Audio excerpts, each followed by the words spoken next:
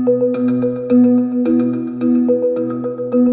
Michelle Barron, Deputy Editor at Afar, and welcome to View from Afar, a podcast that spotlights the people and ideas shaping the future of travel.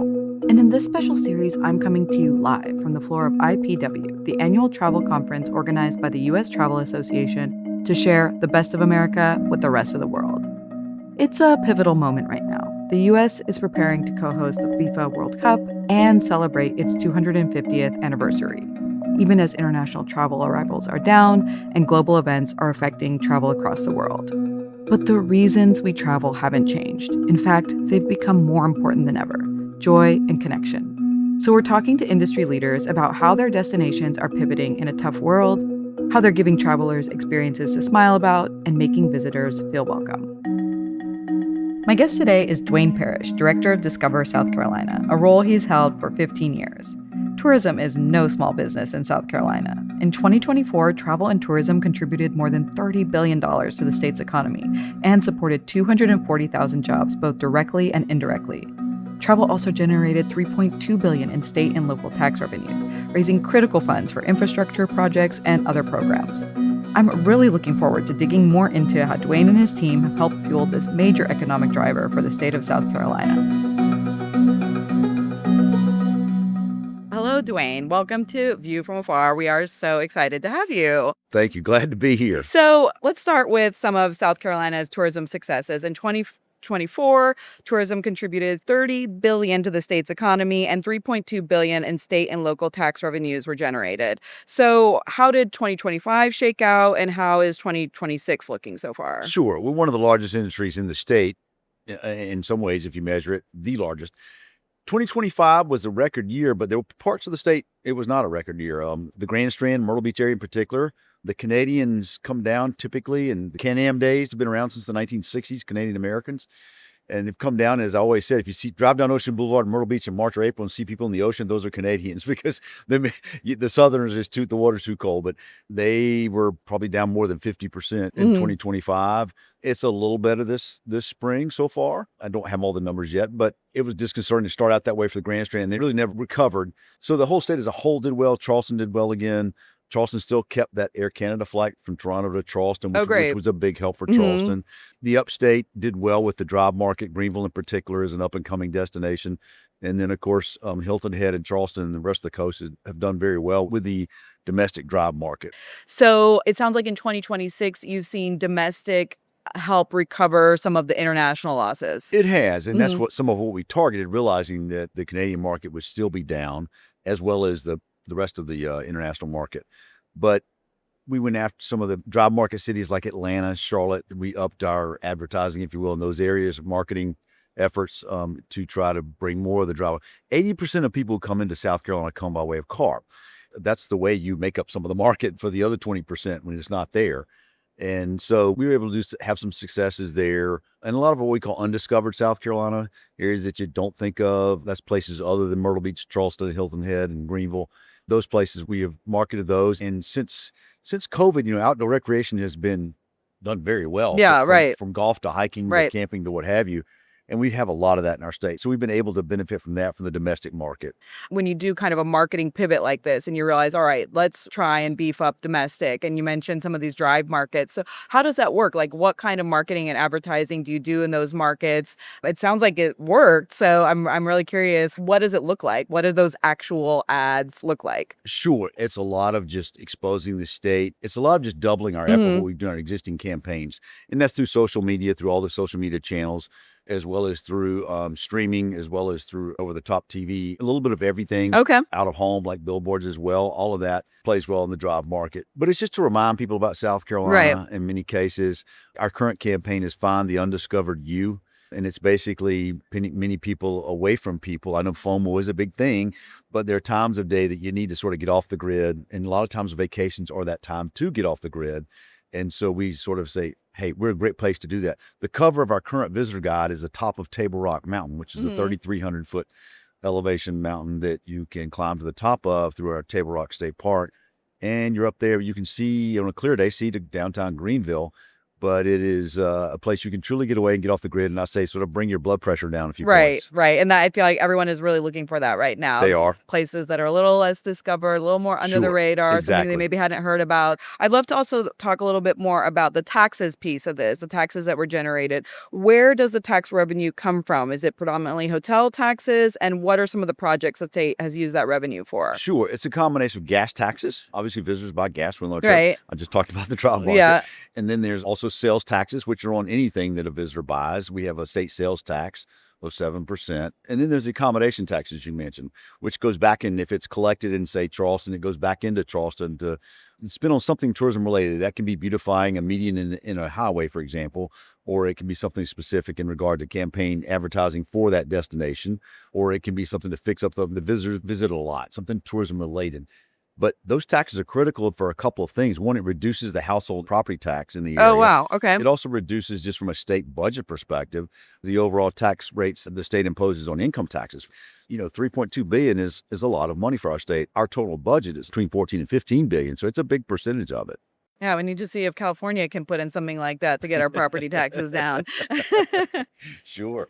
South Carolina, as you mentioned, it's gorgeous. There's so many beautiful tourism assets in the state, but you don't necessarily have the same visibility internationally of a New York or a Miami. In your 15 years as director of Discover South Carolina, have you seen tourism claim a larger piece of the economic pie for the state? Sounds like it has. I have. I've seen it in several ways and in several destinations. Charleston has been discovered in many cases. It is at the top of the ratings for North America. And well, there's a reason for that. It's a special place. It is a phenomenal architecturally, phenomenal from a historic standpoint. Beautiful beaches, places even outside of the peninsula, from the beautiful plantations to the beaches I mentioned to just some of the drive area around it. It's just a very special place. And I think that destination has put us not only on the domestic map, but also the international map. But then also the growth of Greenville, South Carolina. Greenville was a former textile mill. When the textiles sort of left and shut down in the 1980s and 90s for the better part, Greenville sort of reinvented itself and is probably the most transformed city in the Southeast in the last 25 years. Its downtown now has tremendous pedestrian traffic. It has gotten, in the new Michelin guide, it has gotten several restaurants that have been either Bib Gourmand or a star restaurant there. It also has the Swamp Rabbit Trail, which the word swamp may not connotate great things, but it's a phenomenal trail that was created from downtown Greenville. The Hartnett has a waterfall downtown, by the way. From there, and goes all over to a little town called Travelers Rest, which is, again, a small mill town sort of rediscovered, but a phenomenal place. You can hike it, you can bike it. There are what I would call tributaries off of that main trail that take you to phenomenal places to eat, shop along the way. Downtown has just been discovered there. It's close to the Blue Ridge Mountains. You're basically at the base of the Blue Ridge Mountains, but you're only 3.5 hours from the coast. Right. It's a great place to be, great place to live, a great place to visit. Right. So Greenville's been discovered. But you have places along the coast too. Well, if Charleston or Myrtle Beach, or if you don't like a lot of people, places like Georgetown, places like Beaufort, South Carolina, that are phenomenal places along our coast. Georgetown is between Charleston and Myrtle Beach. Beaufort is between Charleston and Hilton Head, and what we call the Low Country, where they're barrier islands. A very different look than the other part of the coast. And so you experience a lot of great things there in terms of the cuisine, in terms of the culture, in terms of the arts there. And just phenomenally different places to stay, from, short-term rentals to hotels. Right. This is like that moment, I think, when people are really looking for the next thing, the undiscovered, like you said, they know Charleston, and that's kind of an anchor for the state. But then you have these kind of different layers to peel back. I mean, I know our readers just can't get enough of that sort of, they want us to tell them. So it's great you're here to help us tell them about these lesser known places where they can escape the crowds. Over your 15-year tenure, how have you seen destination marketing change? Well, obviously the growth of the internet. And for starters, if I go back 15 years, I mean, a smartphone at that time was not what the smartphone is today. You can do basically everything now from this thing in your pocket, the smartphone. When you add in AI into it, artificial intelligence makes it even a whole nother dimension to it. But I look at what's come from the traditional way of people drove to a destination and would read about billboards as for a place to stay. But now it's so easy to look up availability for a place to stay, not just at the hotel chains, but short-term rentals on your phone, and make that reservation a day or two ahead. The booking window has shortened. Right. That's one of the changes. People used to book their vacation a month, 2 months, 3 months in advance. Now they're looking at the weather on Wednesday night and booking for the weekend. And so I've seen that change. I've seen just the growth in terms of how we get to people. Word of mouth is still critical, and that's through social media as the starting point. but it is the person who goes home to Atlanta for the weekend and Sunday afternoon he sees his neighbor and the neighbor says, "Hey, where'd you go last weekend?" Right. He says, "I went to Greenville, South Carolina. Phenomenal place," and starts talking about it. That's a critical part of marketing more so than today, because over the years, I think the third party endorsement, if you will, Yeah. has become more critical, and that's word of mouth. That's your neighbor, that's your colleague Right. at work, or whoever that may be. And so it's to try to target those people. The last thing I'll say about that is it's a little scary about Big Brother, but at the same time, we can target people based on their interest. And Yeah. that's really at the end of the day what you want. Right. You only have so much time as an individual. Look at so much advertising. And so if it can be targeted to what your interests are, whether it's retail or hospitality or travel and accommodations and vacations, if we can target their interest to that, that's a critical part of us being able to reach the target market today. And then golf is the same way. If you're traveling and want to play golf, we can target you based on your interest Right. of what you like to play in terms of golf, because there's mountain golf and then there's coastal golf.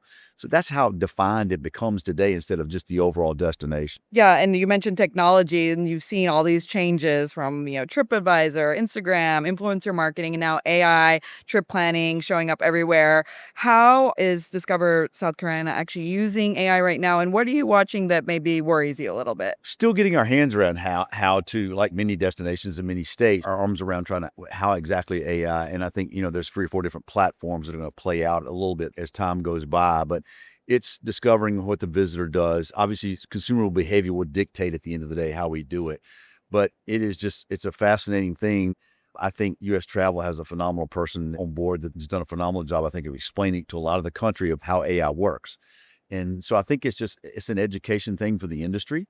But it's also an education thing for the consumer. Right. Sometimes AI doesn't always direct you to the right place. Yeah, Regardless of what yep. you're asking it about, it's not always what you want. And so I still think that high tech will never replace high touch. Right. That verification from your neighbor who went to that destination last weekend means a lot more to you than what AI tells you. Right. It's like the doctor always tells me, don't play Dr. Google. Right. I'll look up things on Dr. Google Yeah. to find out. But Yeah. at the end of the day, I want him or her to tell Right. me about my health Right, issues. And it's the exactly. same way in Yeah. travel. I feel like there's these two different strains, this idea of personalization and being able to find people and target their interests. That's where the technology and AI can be very helpful. But then there's the actual factual information. Right. I think that's what all of us in this industry, we just want to make sure the bots are getting it right.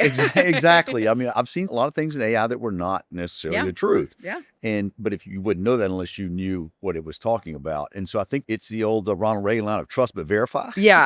I mean, okay, that's great to hear about, but I need somebody to tell Right. me that's Is the real this place thing. actually open? Exactly, Does it still exactly, exist? All these exactly. things. Exactly.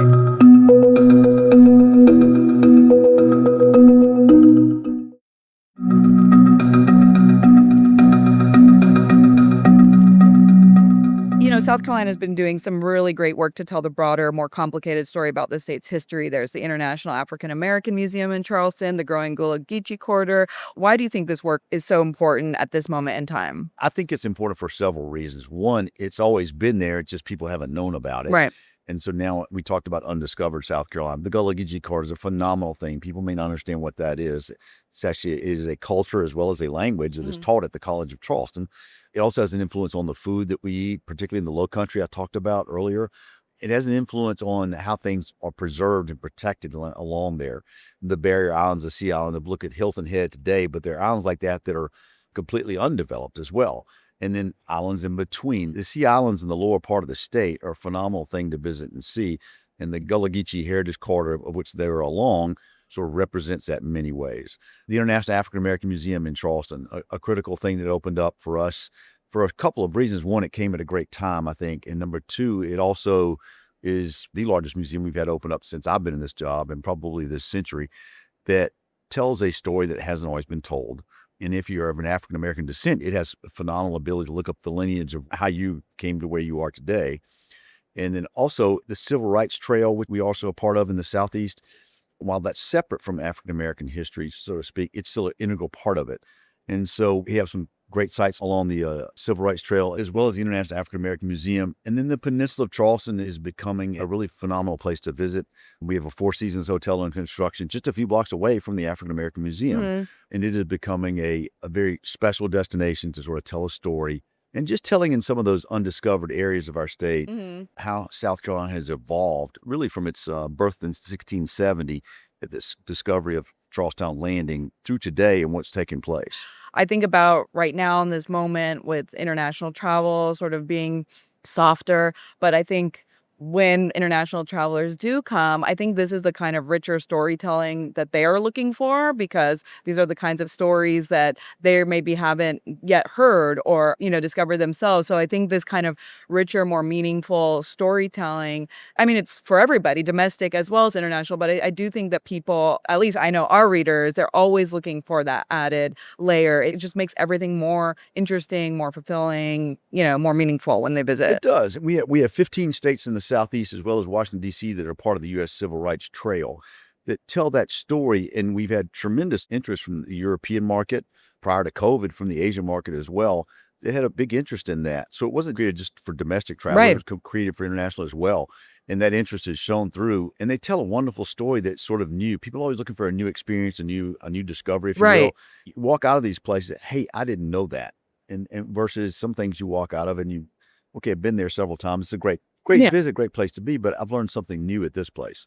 And that's a little bit of what the Civil Rights Trail tells. But along that trail, too, are great places today that impact a daily thing like farm to table. Mhm. You hear that term a lot, of farm to table. That goes back to the open kitchens, Mhm. and a lot of restaurants opened up. And now it's not just the open kitchen, it's where did the ingredients come from? Mhm. And you see that with breweries. You want to just drink the beer, you want to see it made or where it was made. And you want to know the ingredients that went into it. It's as much about the experience today as it is about the meal. Right. Those things tie into daily life that we tell a story of, whether it be the South Carolina Museum, the African American Museum, or the Civil Rights Trail, that impact the daily life of what people do, not just travelers, but locals as well. And the regional differences, I think, too, when you talk about farm to Yes. table, I think something that's always interesting from anyone who's not from the region is how are things made a little bit differently here Sure. than they might be in another, southern state, or, like I think people really love to hear it gets into the minutia of it, but I know It does. I like to hear about the different styles of barbecue sauce. Sure. And we have those. We have 3 different styles in South Carolina. We have a barbecue trail in our state of 225 curated restaurants. Oh, wow. Color coded by the type of sauce they offer, because people will argue. It's a very passionate food. People will argue with you about barbecue, whether it's mustard based, tomato based, vinegar based. But all the way up to another popular part in restaurants is going in now and seeing where the ingredients in the menu came from. Like if this corn came from such and such a farm in this part of the state, or these fish were caught off of Shem Creek outside of Charleston. Right. Whatever the case may be, that is truly in its organic form of where the food came from. Right. And that's very popular now. And I see that more and more today. Okay, but I feel like we do need to get a breakdown of the sauces so that we all know. Okay. I'll give you, there's actually 4. Okay. There's 4. There's the vinegar base, which is Okay. very popular in the upper part of the state and throughout North Carolina. There is the mustard base, which is extremely popular in the Midlands area. Think Okay. of Columbia, throughout that part of the state. And then there's heavy tomato and light tomato, really popular along the coast and other parts Is that of the state. one? No, we actually have 4 different categories. Okay. Light- Heavy tomato and light tomato are Yeah. considered one or two? No, that's 2. Okay. So there are 4 different sauces. So there's light tomato, heavy tomato. And so they're actually color coded like that, what I just mentioned. And we have that on our website. Not all barbecue restaurants are open 7 days a week. Some are only open just the weekends. But our site tells you not only the days that they're open, but also the time of day.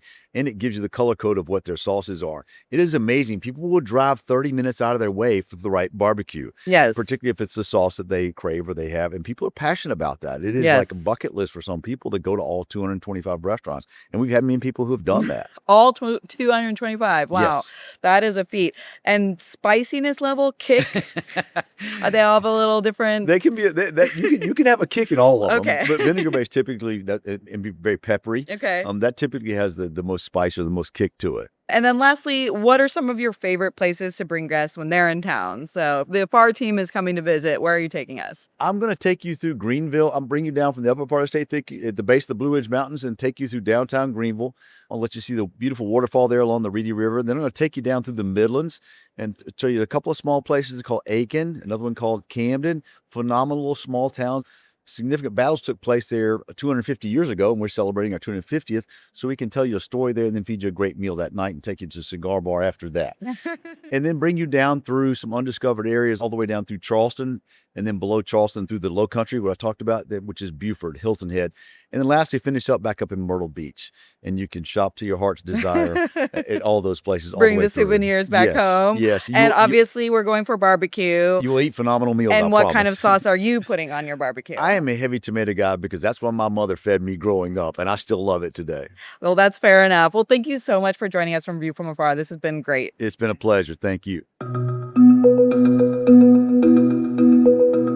Thanks for joining us for this episode of View from Afar. In the show notes, you'll find links to everything we discussed today, as well as Discover South Carolina's social media handles and website. And be sure to follow along this week to hear more interviews with industry experts. You can find more Views from Afar on afar.com. And be sure to follow us on Instagram and TikTok. We're at Afar Media. If you enjoyed today's exploration, I hope you'll come back for more great interviews. Subscribing always makes that easy. And be sure to rate and review the show on your favorite podcast platforms. It helps other travelers find it. This has been View from Afar, a production of Afar Media. The podcast is produced by Aislinn Green and Nikki Golteland, with assistance from Billy Cohen and me, Michelle Barron. Music composition from Epidemic Sound. This podcast is part of the Airwave Media Podcast Network. Visit airwavemedia.com to listen and subscribe to their other fine shows like Culture Kids and the Explorers Podcast.